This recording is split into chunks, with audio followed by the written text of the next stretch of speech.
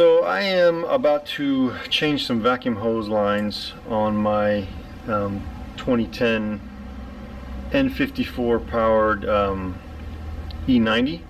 I actually just got this vehicle about a week ago, and it was great for a couple of days, and then just actually going to pass a car, not even really going really fast, just kind of maybe like half throttle, maybe 60% throttle to go past someone on the highway.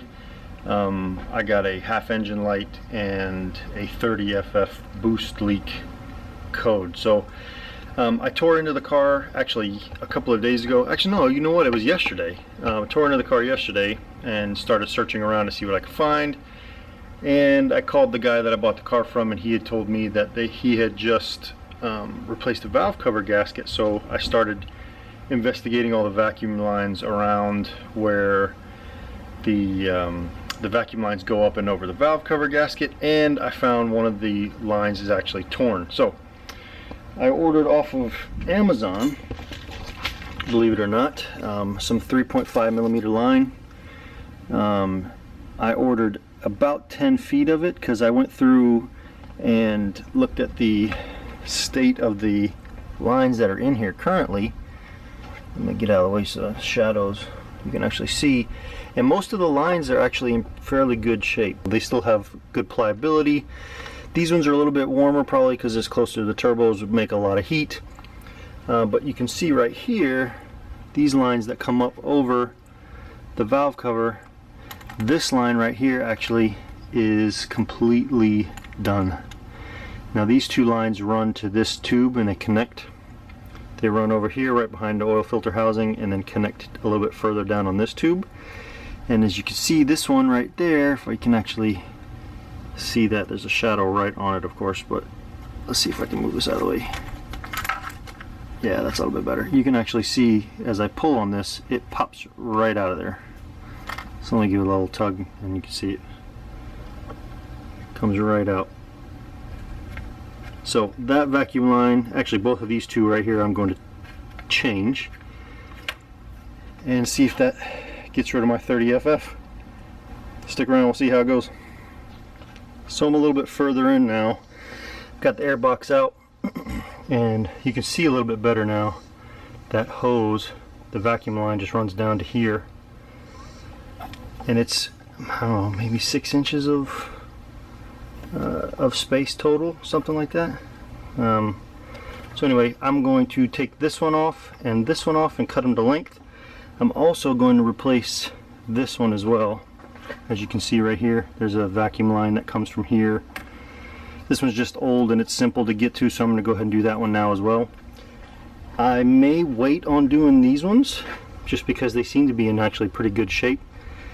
And really what I want to do is I want to test to make sure that my 30 FF is indeed coming from that. So I'm just going to replace these two lines and that one, and then I'm going to put it all back together and go for a test drive and see if the 30 FF comes back. And if it doesn't, then I think I'm good to go. If it does, then I'll come back, I'll replace these, and we'll continue our troubleshooting, I guess. Alright, so a few minutes later and a whole lot of sweat, because it's about 90, ooh, I don't know, I think it's like 98 degrees out today. I have the two of these removed. These are the two that run from that little tube that goes over top of the valve cover down to the behind the oil filter housing gasket. So this is the one that was split, and then this is the other one that I'm just going to go ahead and replace since they're both at the same location.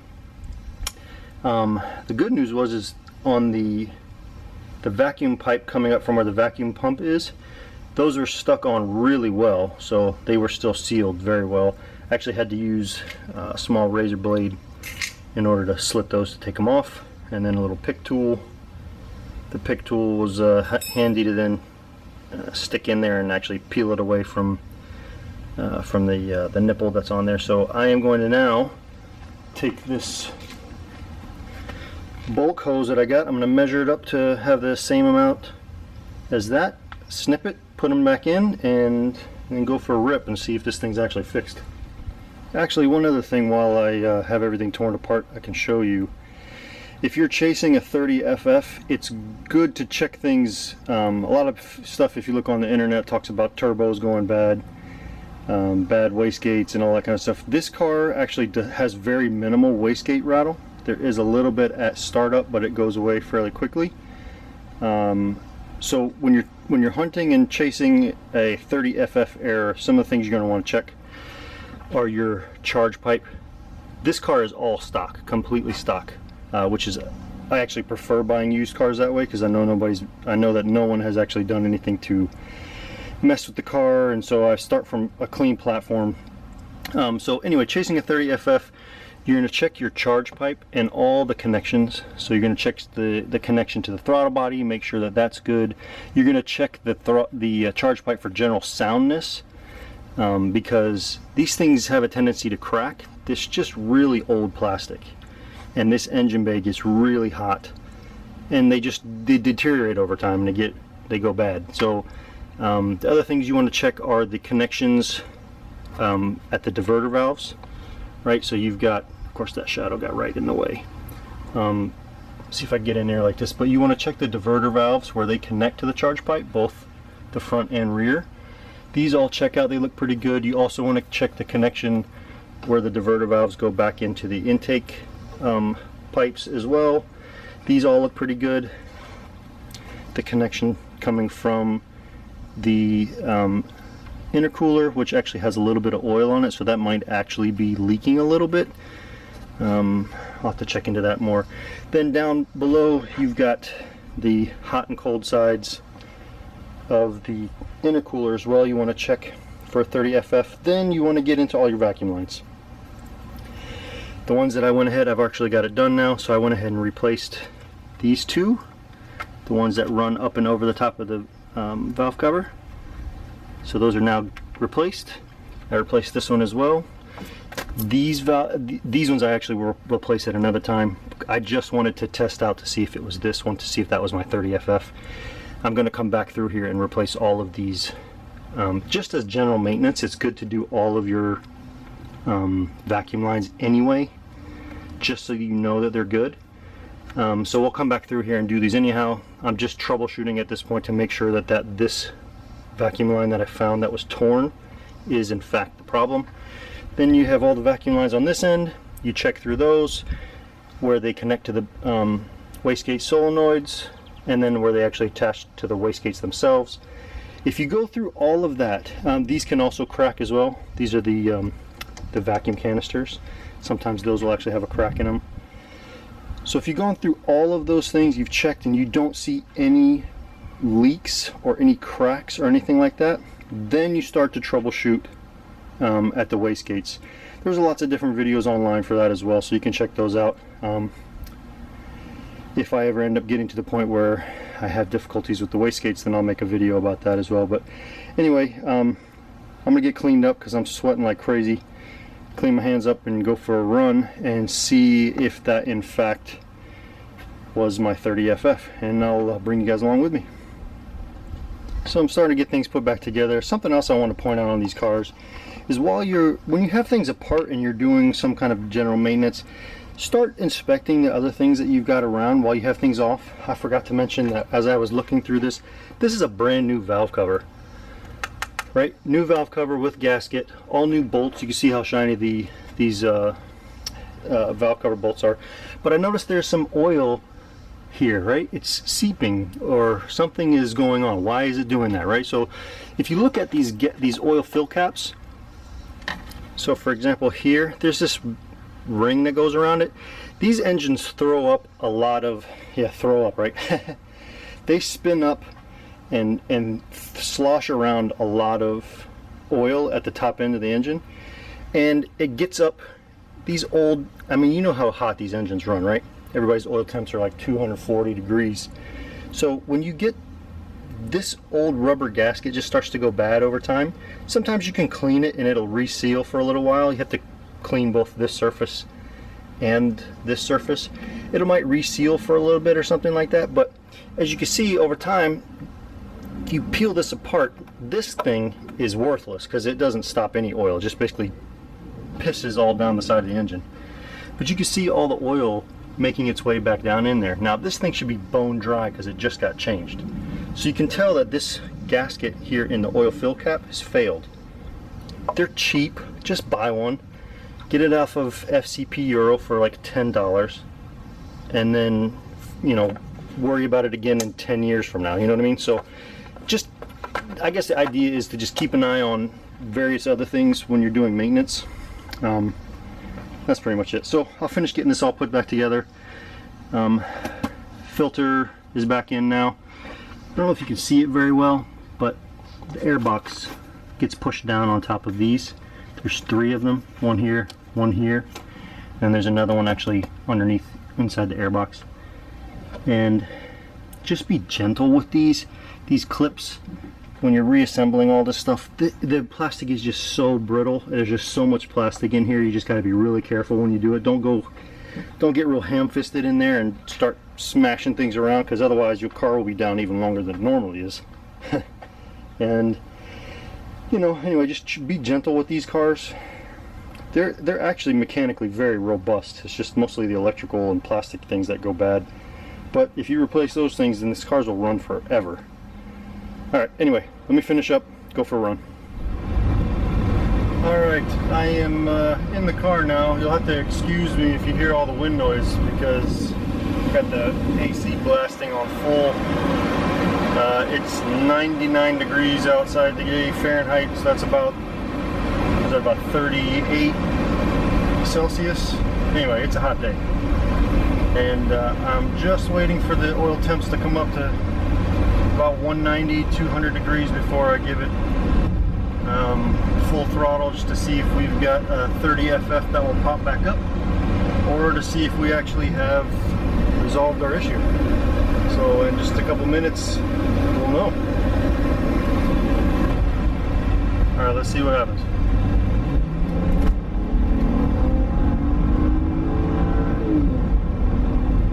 Well, ladies and gentlemen, I think we have fixed our 30 FF. That is awesome. Nice. Well, I'll give it another shot here when I make this turn, and we'll give it another push down. Oh, somebody's got a BRZ on the trailer. Nice. Like that. Alright, well, I'll give it another shot here in a minute, and we'll see if it goes all the way to Redline again, and we might have it fixed. It's a number of minutes later. I got stuck in traffic, so I wasn't able to film, but we're getting ready to jump on the motorway here. So we'll give it a full throttle and see if we are still getting no 30 FF.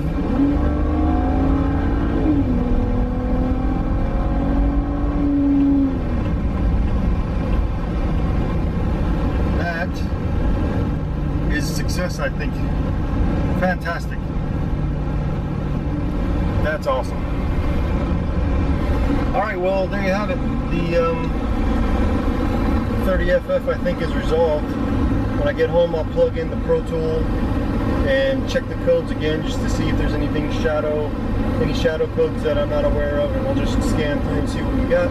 So anyway, if you like this kind of content, there's a lot of stuff that I'll be doing maintenance wise on this car. Even though it is only 10 years old, this is actually the last model year of the N54.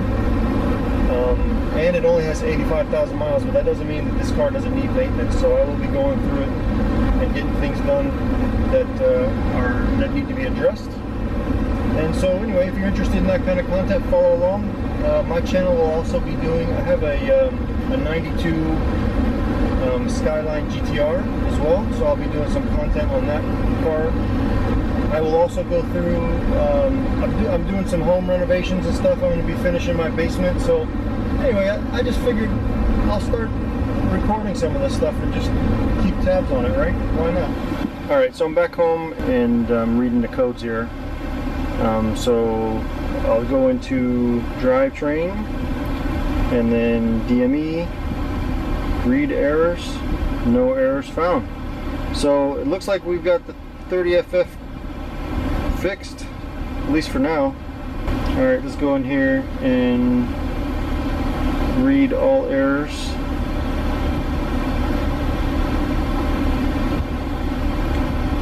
And it looks like DDE DME engine, no errors found. Good. So anyway, I have this weird shadow code of Combi cluster A559. Let me know down in the comments if you guys have had that before or not. I've done a little bit of research online, and it looks like it might be related to a battery. So this battery, I don't know when it was replaced last, so I might as well just go ahead and get the battery replaced soon.